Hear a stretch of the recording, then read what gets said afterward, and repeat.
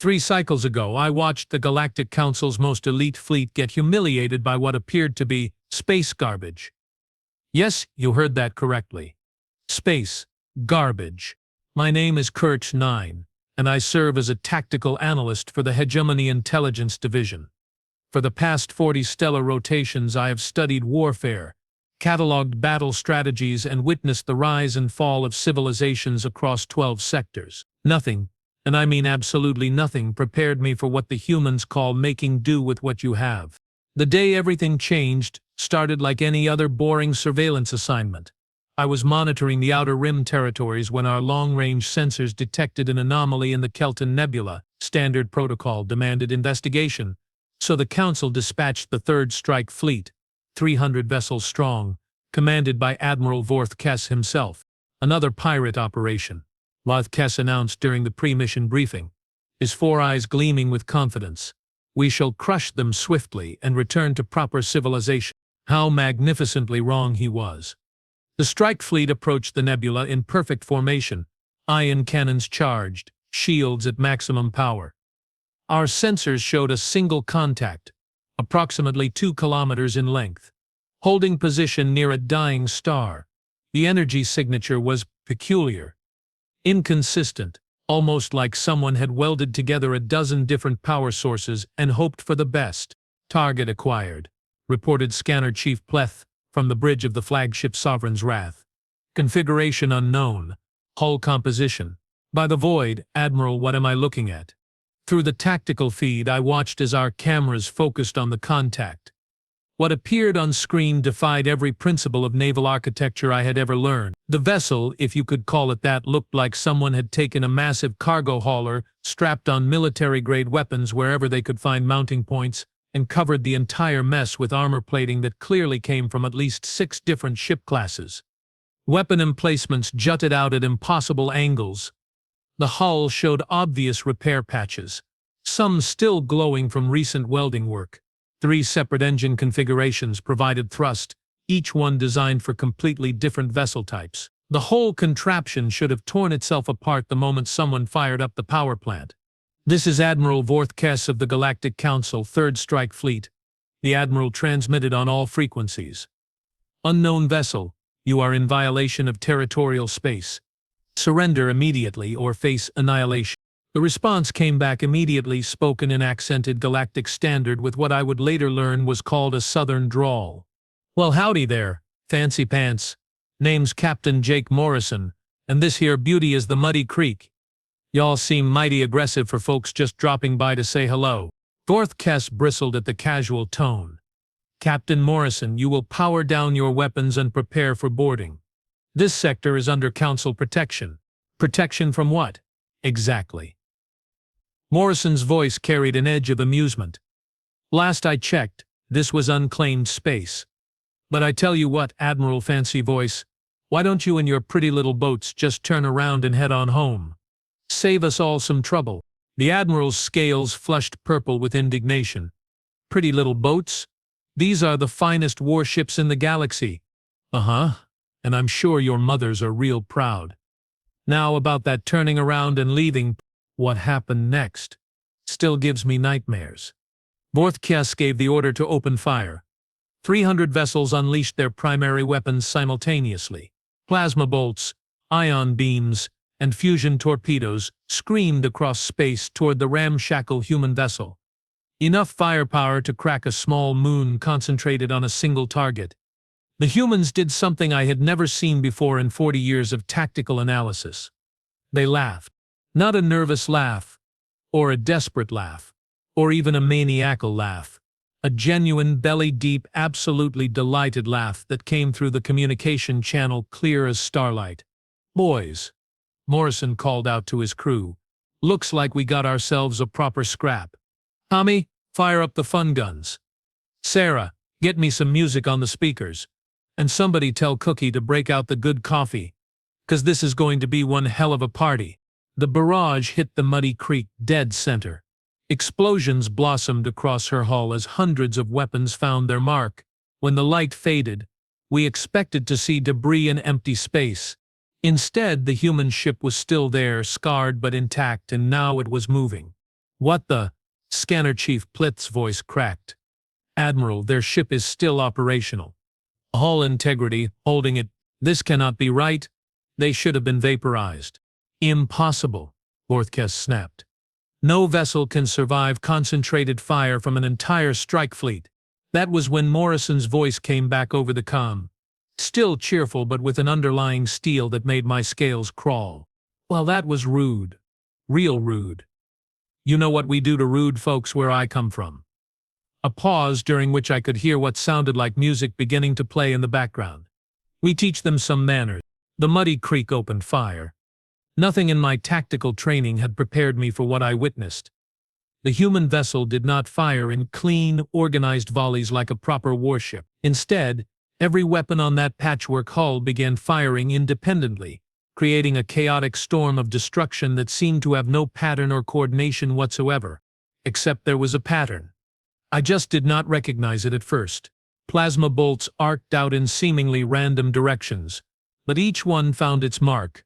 Missile clusters launched with irregular timing, yet they arrived at their targets in perfectly coordinated waves. Energy beams swept across space in wild spirals, slicing through shields like they were made of tissue paper. The humans were not fighting like any military force I had ever observed. They were fighting like pirates? I muttered to myself, watching the tactical display in growing horror. No, not pirates. Pirates had at least some semblance of organization. This was something else entirely. This was controlled chaos, precision madness, calculated insanity. The humans had taken every rule of naval combat and not just broken them but ground them up, mixed them with explosive compounds and hurled the resulting mess at our fleet with gleeful abandon. Admiral Vorthkes's flagship shuddered as a fusion torpedo punched through its primary shields. All vessels, evasive maneuvers. Return fire at will. The Third Strike Fleet, pride of the Galactic Council, began a fighting retreat. 300 of the most advanced warships in known space, fleeing from one jury-rigged human garbage scow, and losing. The Muddy Creek moved through our formation like a predator among prey, her mismatched weapons systems creating overlapping fields of destruction. Ships that had never lost a battle found themselves crippled by attacks that should not have been possible. Vessels designed to withstand the rigors of interstellar warfare were being carved apart by weapons that looked like they had been built in someone's basement. "How are they targeting us?" demanded Navigation Chief Kelm as another Council ship exploded in the distance. "Their fire control systems should not be able to track this many targets simultaneously." That was when I noticed something on the sensor readings that made my blood run cold. The human ship was not using traditional targeting systems.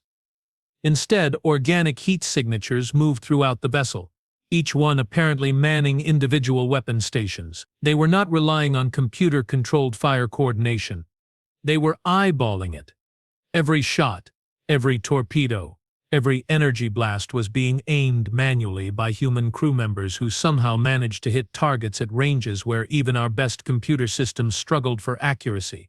They were treating ship-to-ship combat like some kind of interactive entertainment. "Admiral," I transmitted to the command ship, "recommend immediate tactical withdrawal. The enemy vessel appears to be operating under combat doctrines we do not understand." "Withdrawal?" Vorthkes roared. "We outnumber them 300 to 1. "Yes, sir, but they are winning." As if to emphasize my point, 3 more Council vessels went dark, their hulls torn open by weapons that had no business being mounted on the same ship, much less working in coordination. The human captain's voice came through the comm again, now accompanied by what I could only describe as extremely loud and aggressive music. "Y'all having fun yet?" Morrison called out over the sound of explosions and what appeared to be electric guitars. "Because we are just getting warmed up. Sarah, honey, break out the special ammunition." "Special ammunition?" someone in our command crew whispered. We found out what that meant 30 seconds later when the Muddy Creek launched a barrage of projectiles that defied every law of physics I understood. The missiles moved in spiraling patterns, accelerating and decelerating randomly, changing direction without any visible means of propulsion. They struck their targets with impacts far exceeding what their apparent mass should have allowed. "What kind of warheads are those?" Scanner Chief Pleth demanded, his voice rising to a near shriek. The answer came from Morrison himself. apparently broadcasting on open channels so everyone could hear. Those would be Tommy's special brew. Compressed gravity wells with a little quantum uncertainty mixed in for flavor. He used to work at a particle accelerator before he decided blowing things up was more fun. Gravity wells. They were launching miniature gravity wells as weapons. The humans had somehow managed to weaponize fundamental forces of nature and mount them on a ship that looked like it had been assembled by drunken scavengers. Admiral Vorth Kess's voice had lost all its earlier confidence. All ships full retreat. Emergency jump to rally point 7. But it was too late for many of them. The human vessel had closed to point-blank range with the fleet's rear guard, and at that distance the Muddy Creek's weapon systems reached peak effectiveness. Ships that had served with honor for decades were reduced to scrap metal in minutes. The survivors, myself included, managed to escape to hyperspace, but not before witnessing one final moment that would haunt my dreams for years to come. As our ships fled the battlefield, the Muddy Creek's hull lights came on, spelling out a message visible across thousands of kilometers of space. "Y'all come back now, ya hear?" The Third Strike Fleet had been routed by a single human vessel that appeared to have been built from spare parts and held together with determination and pure audacity. Of 300 ships that entered the Kelton Nebula, only 47 made it back to Council space.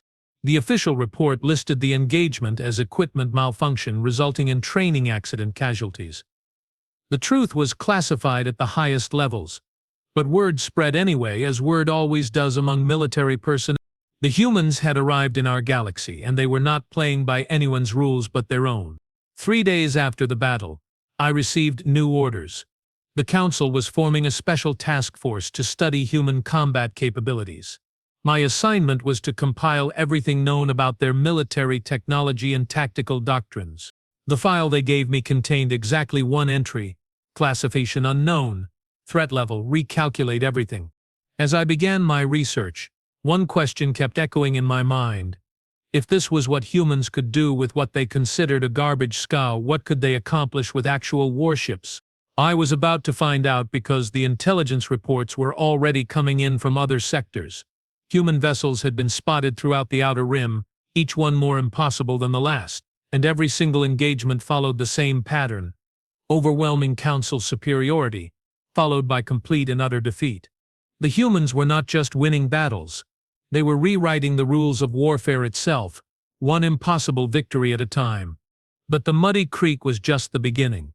According to our latest intelligence, Captain Morrison and his crew were not even military. They were what humans called freelancers, operating without official sanction from any human government. If this was what their civilians could do, what horrors awaited us when their actual military arrived? The thought kept me awake at night, staring at the tactical displays and trying to understand how everything I knew about warfare had become obsolete in the span of a single afternoon. And somewhere in the back of my mind, a traitorous voice whispered that perhaps, just perhaps, the humans were exactly what this stagnant galaxy needed, even if it killed us all. 2 weeks after the Kelton Nebula incident, my worst fears materialized in the most spectacular fashion possible. The humans had not been content to simply humiliate our Third Strike Fleet. Oh no, that would have been too reasonable, too predictable for a species that apparently viewed the laws of physics as mere suggestions. They had declared war on the entire Galactic Council. Not through formal diplomatic channels, mind you. That would have been civilized. Instead, they announced their intentions by simultaneously attacking Council installations across 17 different sectors, at precisely the same moment. Despite being separated by distances that should have made coordination impossible, the transmission that accompanied these attacks was broadcast on every frequency in every language to every inhabited world in Council space. The voice belonged to someone calling herself Admiral Rebecca Stone, and her opening words still make my translator circuits malfunction from pure incredulity. "Attention, galactic neighbors. This is Admiral Stone of the Human Space Force, and we have a few complaints about your customer service. Specifically, the part where you tried to murder our civilians for existing in the wrong neighborhood. We take that kind of behavior personally." Her tone was conversational, almost friendly, as if she were discussing weather patterns rather than interstellar warfare. This, I was beginning to understand, was a distinctly human trait. The more dangerous the situation, the more casual they became. Now, we tried to handle this diplomatically, Admiral Stone continued, but apparently your council leadership believes might makes right. Fortunately for us, unfortunately for you, humans wrote the book on that particular philosophy. Time for a practical demonstration. The tactical reports flooded in over the next 6 hours, each one more impossible than the last. 17 major council installations, defended by everything from orbital defense platforms to full fleet squadrons, had been neutralized by what appeared to be individual human vessels. Not fleets, single ships. And these were not ramshackle civilian craft like the Muddy Creek. These were proper military vessels, though they defied every convention of warship design I had ever encountered. The intelligence reports painted a picture of technological impossibilities wrapped in strategic insanity. The attack on Fortress Meridian, our most heavily defended installation, had been carried out by something called the USS Sledgehammer. According to surviving witnesses, the vessel appeared to be constructed entirely from weapons, not weapons mounted on a hull, but weapons that had been somehow fused together into a ship-shaped configuration. The entire vessel opened fire, reported Commander Yex Prime, one of only 3 survivors from Meridian's garrison. Not specific weapon systems. The entire ship. Every surface that faced our position began projecting destructive energy. It was as if they had turned the concept of a warship into a giant gun and then taught it to fly. The Sledgehammer had destroyed Meridian's defense grid in approximately 4 minutes. The fortress itself, a massive structure that had withstood siege for 3 centuries, lasted another 6 minutes before its reactor core suffered what the humans politely termed rapid unscheduled disassembly. But that was not the worst of it. The worst was what happened at the Kilix Mining Consortium, where a human vessel designated Mama Bear had encountered a full council battle group attempting to evacuate precious materials. They did not attack immediately, reported Captain Fex 7 from his medical bay. The human ship simply sat there while we completed our loading operations.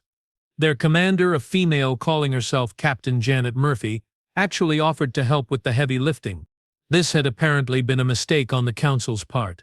When Admiral Korvax 12 ordered the fleet to teach the humans proper respect, Captain Murphy's response was, Fex 7 paused, his scales shifting to a sickly green color. She said, and I quote, "Well, bless your little heart, sweetie. You just made this personal." What followed had been less a battle than a systematic dismantling of everything the Council considered militarily possible. The Mama Bear had proceeded to disable the entire battle group without destroying a single vessel. Instead, the human ship had somehow managed to target only the weapons and propulsion systems of each Council vessel, leaving the life support and crew quarters completely intact. They were toying with us, Fex 7 whispered, demonstrating that they could have killed us all at any moment but chose not to. The precision required for such targeting at combat ranges should have been impossible. Their weapon operators would need reflexes and accuracy beyond any known biological limits. I was beginning to suspect that impossible was simply the human word for Tuesday. The pattern repeated across all 17 attack sites. Overwhelming human victory achieved through methods that violated every principle of tactical doctrine. But it was the attack on Council Prime itself that truly demonstrated the depth of our miscalculation. The homeworld of the Galactic Council, protected by the most powerful defensive network ever constructed, had been infiltrated by a single human operative. Not a fleet, not a strike team, not even a small squadron. One human, female, calling herself Agent Lisa Park. She had somehow penetrated security systems designed by the finest minds of 12 different species, bypassed energy shields that could deflect asteroid impacts, and disabled the entire planetary defense grid from the inside. The method she used defied all logical analysis. She knocked on the front door, reported Chief Security Officer Plex 9, his voice hollow with defeat. Literally. She walked up to the main entrance of Defense Command Central and knocked. When the guards answered, she smiled politely and asked if she could speak with whoever was in charge. And then she walked inside. Every security system in the building simply opened for her. Blast doors, biometric scanners, quantum encryption locks, everything, as if the entire facility had decided she belonged there. According to the security recordings, Agent Park had spent approximately 20 minutes wandering through the most secure installation in Council space, apparently sightseeing. She had paused to admire artwork, complimented the architecture, and even stopped to pet a security officer's companion animal. Then she had reached the main control room, where she encountered the duty officer. She introduced herself. Blax9 continued, asked very politely if she could borrow the defense control console for just a moment, and when Officer Crex5 refused, she said, "I understand, honey, you are just doing your job." Then she touched the console and every defensive system on the planet went offline simultaneously. Touched it? With what? Some kind of computer virus? Hacking device? No, sir. She literally touched it, with her finger. The console should not have responded to organic contact at all, much less granted administrative access to someone without proper genetic coding. Agent Park had then spent another 10 minutes explaining to the increasingly bewildered defense staff exactly how their security systems worked, pointing out 17 major vulnerabilities that had somehow escaped notice despite centuries of testing. She had concluded her impromptu lecture by suggesting they might want to consider switching to quantum-encrypted backup systems, which the humans would only need about 15 minutes to crack instead of 10. Before leaving, she had restored all the defensive systems to full operational status, complimented the staff on their professionalism, and left her contact information in case they had any questions about improving their security protocols. The entire incident had lasted 43 minutes. During that time, the most secure planet in the galaxy had been completely defenseless, and its population had been blissfully unaware of the fact. But the true horror was yet to come. 3 days after the coordinated attacks, we received a transmission from human space. Not a demand for surrender, not a list of terms, not even a threat of escalation. An invitation. "Greetings, galactic neighbors." The voice belonged to someone identifying himself as Admiral Marcus Webb, apparently the commanding officer of the human Space Force. "We hope you are all doing well after our recent cultural exchange program. We certainly learned a lot about your military capabilities." There was a pause, during which I could hear what sounded like barely suppressed laughter from multiple sources. Now we realize there may have been some misunderstandings about our intentions. Admiral Webb continued, "To clarify matters and demonstrate our commitment to peaceful coexistence, we would like to extend an invitation to the Council leadership. We are hosting a small gathering here in the Sol system, and we would be honored if you could attend." Another pause. More laughter. "We promise it will be educational." The Council leadership, being either incredibly brave or incredibly stupid, decided to accept the invitation.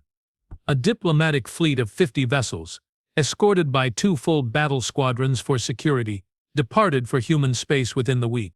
I was assigned to the expedition as part of the intelligence analysis team. My job was to observe human military capabilities and assess their long-term strategic intentions. What I actually did was spend the entire journey wondering how many different ways the humans were planning to humiliate us. The answer, as it turned out, was more creative than I could have possibly imagined. The Sol system, when we finally arrived, defied every expectation I had formed about human space. Instead of the massive defensive installations and battle fleets I had anticipated, we found what appeared to be a construction site. Hundreds of human vessels moved through the system in seemingly random patterns, building something that hurt my brain to look at directly. The structure appeared to be part space station, part shipyard, part research facility, and part something that my mind simply refused to categorize. "Welcome to Sol," came a cheerful transmission, as our fleet approached the inner system. "This is traffic control and we have you on approach vector 7. Please maintain current heading and velocity. Also, try not to stare directly at the weird science division. The safety department still has not figured out how to properly label whatever they are working on." Our diplomatic escort was directed to a docking facility that appeared to have been constructed specifically for Council vessels, not modified or retrofitted but purpose-built to accommodate our technological requirements. The humans had somehow analyzed our ship designs, understood our environmental needs, and constructed appropriate facilities in the 3 weeks since the war had begun. The implications were staggering. Either the humans possessed manufacturing capabilities far beyond anything we had imagined, or they had been preparing for this encounter long before the Kelton Nebula incident. Admiral Webb met our delegation personally, accompanied by what appeared to be his senior staff. They were not what I had expected. Instead of the hardened military officers I had anticipated, the human command structure seemed to be composed of individuals who looked like they had been recruited from completely unrelated professions. Admiral Webb himself appeared to be in his 60s, with gray hair and laugh lines around his eyes. His second-in-command introduced herself as Captain Michelle Torres, a former engineer who still carried a toolkit on her belt. The intelligence officer was a young woman named Dr. Amanda Foster, who looked like she belonged in a university laboratory rather than a warship. "Thank you for accepting our invitation," Admiral Webb said, his tone genuinely warm. "We know this situation has been somewhat tense, and we appreciate the opportunity to clear the air." Council Speaker Vex Prime, leader of our delegation, attempted to maintain diplomatic composure. "Admiral Webb, while we appreciate your hospitality, the unprovoked attacks on Council installations cannot be overlooked. Your actions constitute acts of war." "Unprovoked?" Dr. Foster tilted her head with apparent curiosity. "Didn't your Third Strike Fleet open fire on civilian vessels in unclaimed space? I mean, technically speaking, you started the shooting. That was a peacekeeping operation against unarmed civilians. The vessel was clearly a military threat. A garbage scow, with military-grade weapons, purchased legally from surplus dealers." The exchange continued for several minutes, with Dr. Foster politely but systematically dismantling every justification the Council had prepared for the initial encounter. Her tone remained conversational throughout, as if she were discussing academic theory rather than casus belli. Finally, Admiral Webb raised a hand for silence. "Look, folks, we can argue about who started what until the heat death of the universe. The fact is, we have a situation here that needs resolving. So let me ask you directly. What do you want?" Council Speaker Vex Prime had clearly expected this question. "The immediate cessation of all hostile activities against Council installations and personnel, reparations for damages inflicted, and formal recognition of Council authority in this sector." Admiral Webb nodded thoughtfully. "I see. And what are you offering in return?" "We are prepared to grant humanity limited autonomy within designated territories, subject to Council oversight and regulation." The silence that followed this statement lasted approximately 15 seconds. Then the entire human command staff began laughing. Not polite diplomatic laughter, not nervous tension-breaking laughter, but genuine, hearty, absolutely delighted laughter that echoed through the entire docking facility. "Oh my," Admiral Webb said, wiping tears from his eyes. "I am sorry, Speaker Vex Prime, but I think there may have been some translation error. Because for a moment there, it sounded like you were offering to let us be your vassals in exchange for not defending ourselves when you attack us. That is, the Council's standard terms for new species integration." "Right, and how has that been working out for you?" Before Vex Prime could respond, Captain Torres gestured toward a massive viewport that looked out into the system's construction area. "Would you like to see what we have been building while we waited for your answer?" What I saw through that viewport changed everything I thought I knew about human technological capabilities. The construction project was not a single installation, but dozens of them, each one serving a different purpose. Shipyards, research stations, defensive platforms, manufacturing facilities, and things that I could not even begin to categorize. But it was the ships that truly drove home the impossibility of the situation. Hundreds of human vessels moved through the construction zones, each one unique, each one representing a completely different approach to spacecraft design. Some were sleek and elegant, others were massive and imposing, still others appeared to have been designed by artists rather than engineers. 3 weeks, Dr. Foster said quietly. "We built all of this in 3 weeks, using resources from this single star system. Would you like to know how?" I found myself leaning forward despite my better judgment. "We asked nicely," she continued. "Turns out when you treat matter and energy as collaborative partners rather than resources to be exploited, they become remarkably helpful. We discovered that the universe actually wants to help us build things, as long as we ask politely and remember to say thank you. This was impossible. Matter and energy were not sentient. They could not want anything, could not choose to be helpful. Yet the evidence was floating right outside the viewport.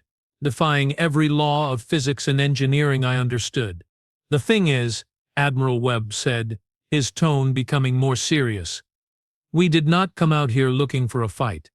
We came looking for neighbors, friends, maybe even family, in the grand cosmic sense. But what we found was a galaxy full of species that have forgotten how to dream. He gestured toward our delegation.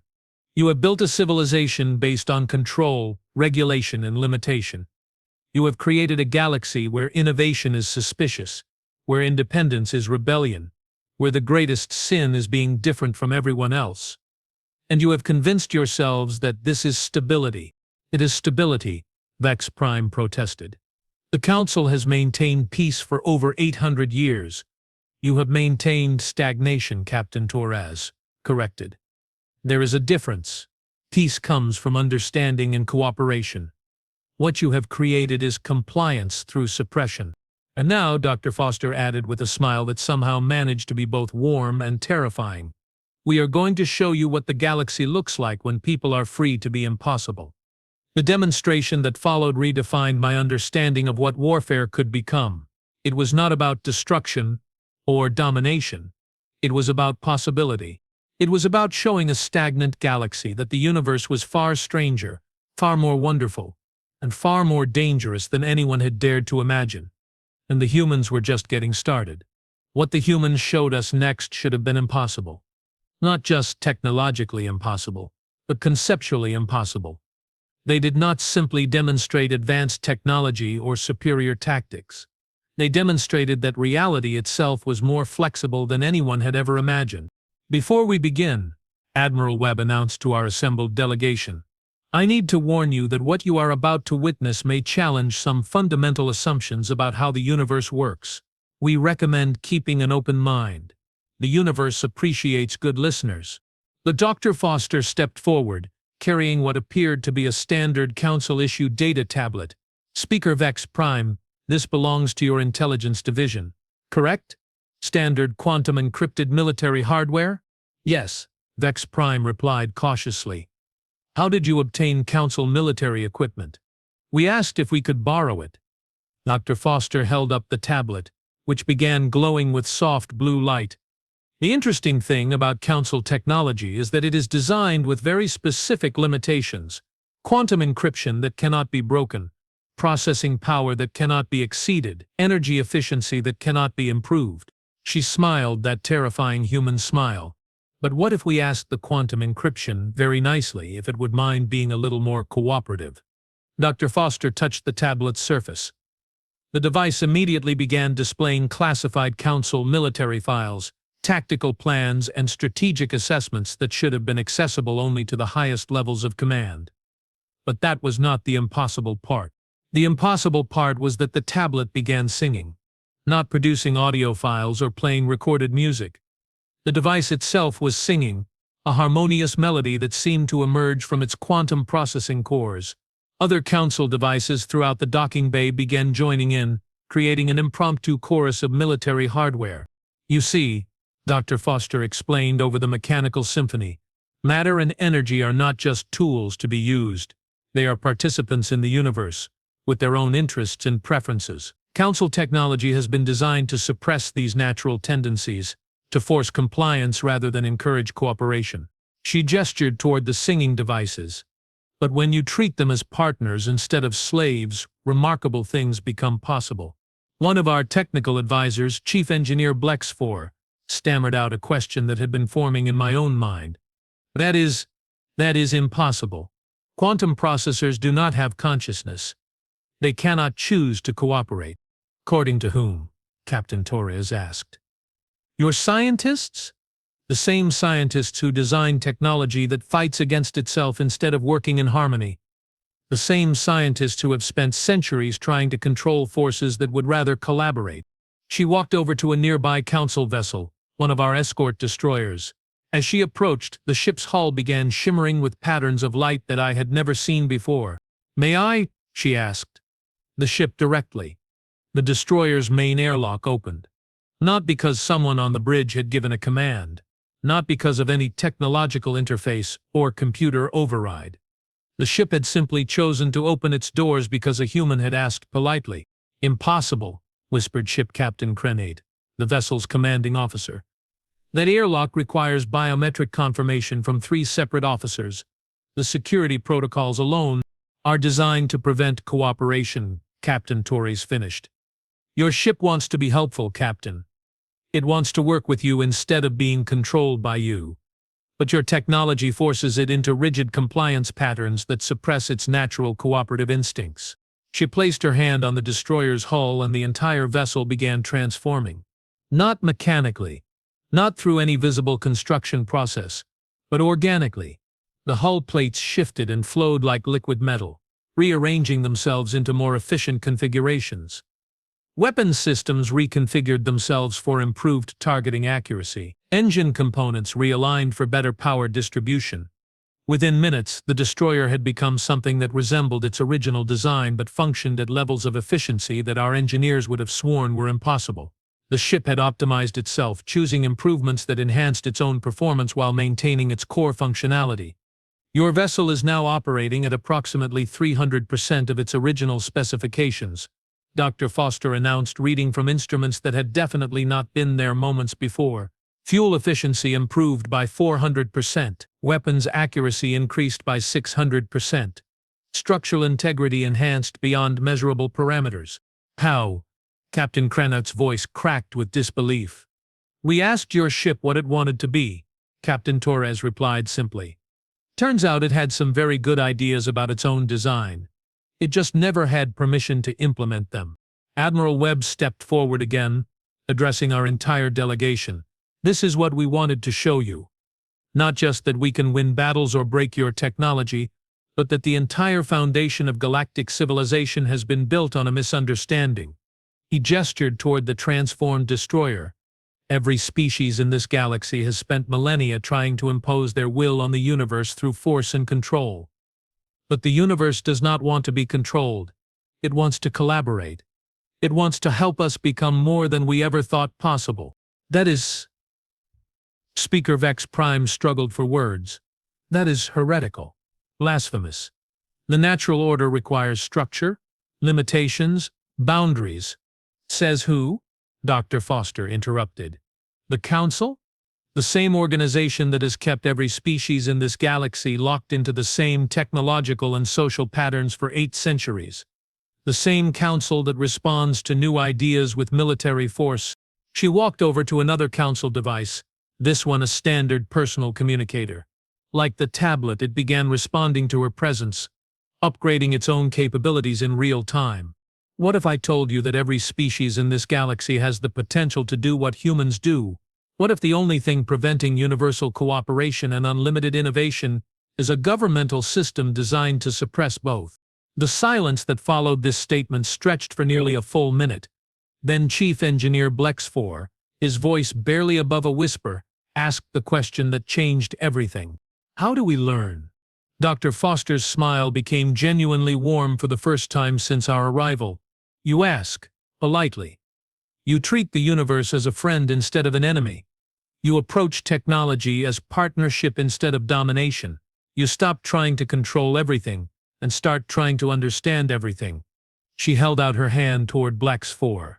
"Would you like to try?" What happened next violated every regulation, protocol, and standing order in the Council military code. Chief Engineer Blexfor, a career officer with 40 years of distinguished service, stepped forward and took the hand of an enemy combatant. The moment their hands touched, Blexfor's personal equipment began transforming. His communicator, his scanner, his toolkit, even the fabric of his uniform started shifting and improving. But more importantly, his expression changed. The constant tension that marked every council citizen, the perpetual fear of making mistakes or violating regulations, simply vanished.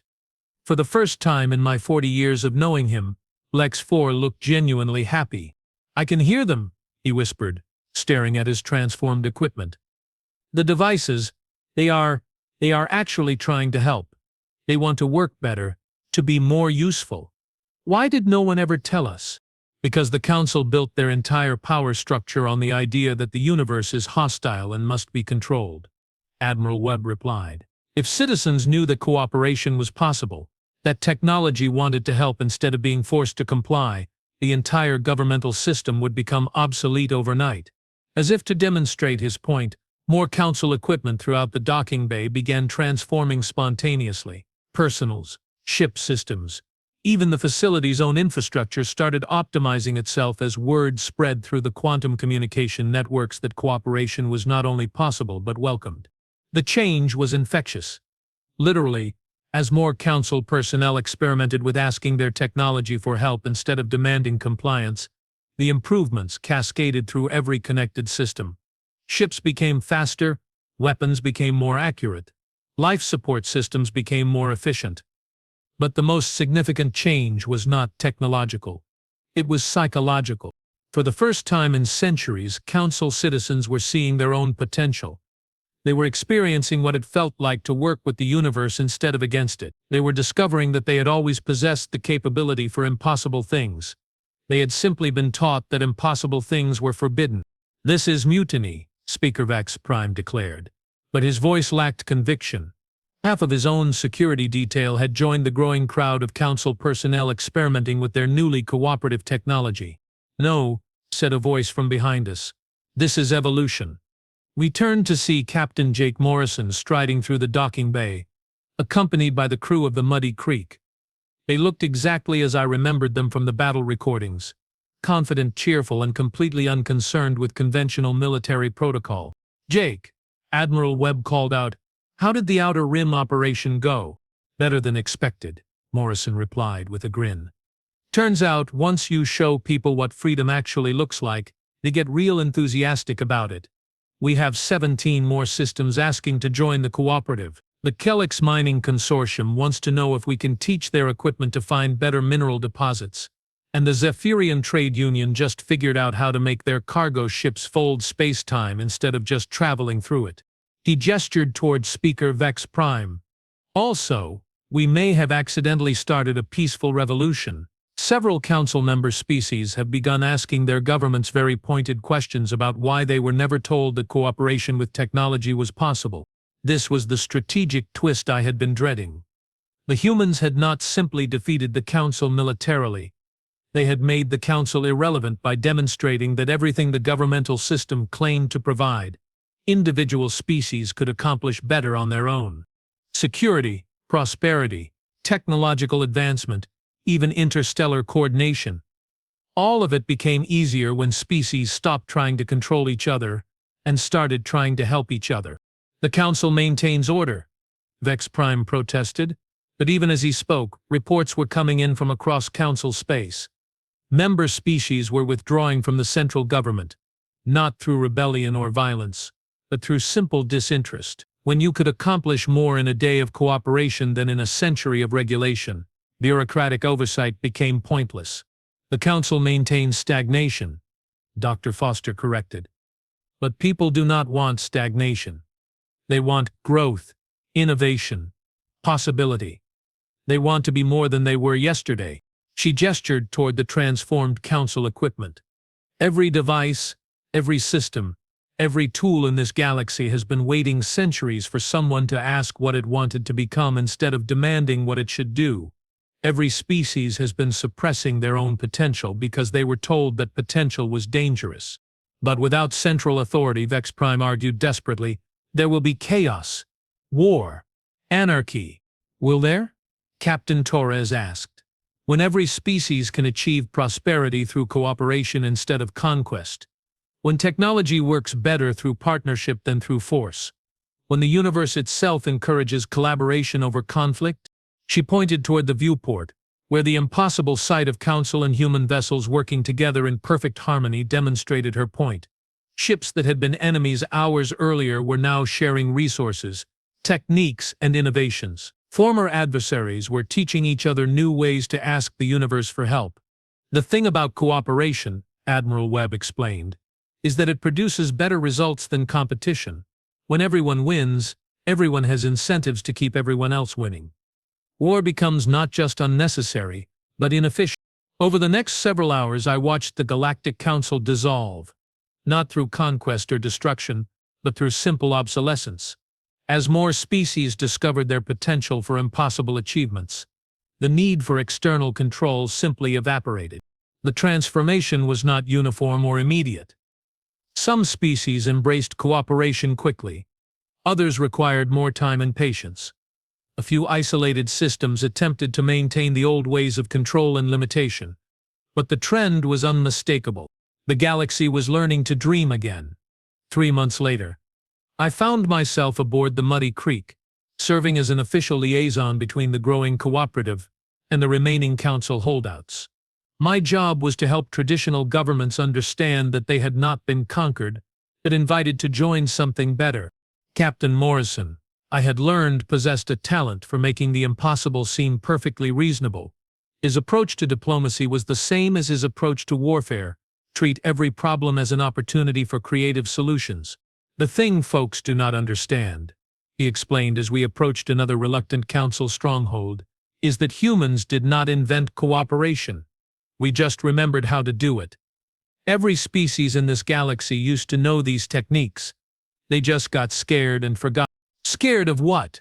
I asked. "Scared of being wrong. Scared of failing. Scared of each other. So they built systems designed to prevent mistakes instead of systems designed to encourage learning." He gestured toward the Muddy Creek's control room, where human and alien crew members worked together with technology that responded to their intentions as much as their commands. But mistakes are not the enemy. Stagnation is the enemy. Fear is the enemy. The refusal to try new things because they might not work perfectly the first time, that is what kills civilization. As I write this report, the Galactic Cooperative now includes over 80% of known space. Wars have not ended entirely, but they have become rare and brief. When conflicts arise, they are usually resolved through competitive innovation rather than destructive force. Species compete to see who can develop the most helpful technology, who can solve problems most creatively, who can contribute most effectively to universal prosperity. The universe, it turns out, has a sense of humor. It rewards cooperation with capabilities that make competition unnecessary. It responds to requests for help with innovations that benefit everyone. It encourages species to become more than they thought possible, then provides them with the tools to achieve even more. The humans did not conquer the galaxy. They taught the galaxy how to conquer itself. They showed us that the universe had always been waiting for us to stop fighting it and start working with it. They proved that the most powerful force in existence is not control or domination, but the simple act of asking nicely and meaning it. And now, every day, impossible things happen throughout the galaxy, because people have remembered that impossible is just another word for we have not figured out how to ask properly yet. The junkyard vessel that humiliated our fleet was never really about the ship. It was about the philosophy. It was about treating the universe as a partner instead of an adversary. It was about believing that better things are always possible if you are willing to try new approaches. The humans taught us that the most radical act in existence is optimism. And they were absolutely right.